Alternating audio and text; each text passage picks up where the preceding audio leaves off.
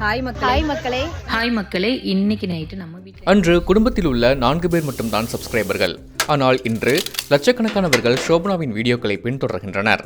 திருநெல்வேலியை பூர்வீகமாக கொண்ட ஷோபனா தனது சிறு வயதில் வசதியாக வாழ்ந்திருந்தாலும் திருமணத்திற்கு பிறகு மூணாருக்கு குடிபெயர்ந்த போது பல பொருளாதார சிக்கல்களை சந்தித்தார். சின்ன வயசுல என்னை வந்து கட்டி கொடுத்துட்டாங்க. என் ஹஸ்பண்ட் வீட்டில் பார்த்தீங்கன்னா ரொம்ப கஷ்டம்.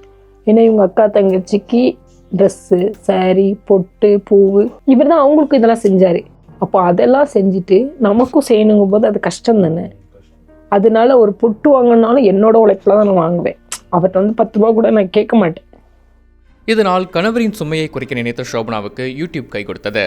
தன் மொபைல் போனை கொண்டு அவர் பதிவு செய்த சமையல் மற்றும் மூணார் தொடர்பான வீடியோக்கள் யூடியூப் மற்றும் இன்ஸ்டாகிராமில் வரவேற்பை பெற்றன.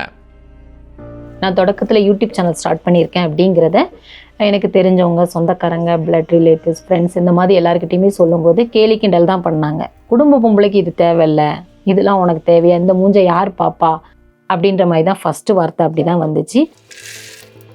ஆனால் ஷோபனாவின் இடைவிடாத முயற்சி வீண் போகவில்லை. அவர் பதிவிட்ட ஒற்றை வீடியோ அவரின் ஒட்டுமொத்த வாழ்க்கையை மாற்றியது. ஒரு நாள் கரண்ட்டு கிடையாது.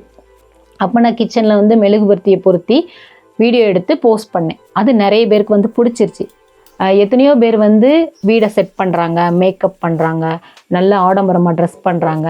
அந்த மாதிரி வீடியோஸ் எடுத்து போடுறத மட்டும்தான் மக்கள் பார்ப்பாங்க அப்படின்னு நினச்சிட்ருக்காங்க. பட் அப்படி கிடையாது. நான் மெழுகுபர்த்தி பொருத்தினதை ரசித்தாங்க, விறகடுப்பில் சமைச்சதை ரசித்தாங்க. இந்த இயல்பு வந்து மக்கள்கிட்ட ரொம்ப ரீச்சு. சமூக வலைதளத்தை கொண்டு தன் கனவை மட்டும் ஷோபனா நிறைவேற்றவில்லை. குடும்பத்தின் பொருளாதார நிலையை மாற்றத் துடிக்கும் ஒவ்வொரு குடும்ப பெண்களின் முயற்சிக்கும் தொடக்க புள்ளியாக மாறியிருக்கிறார்.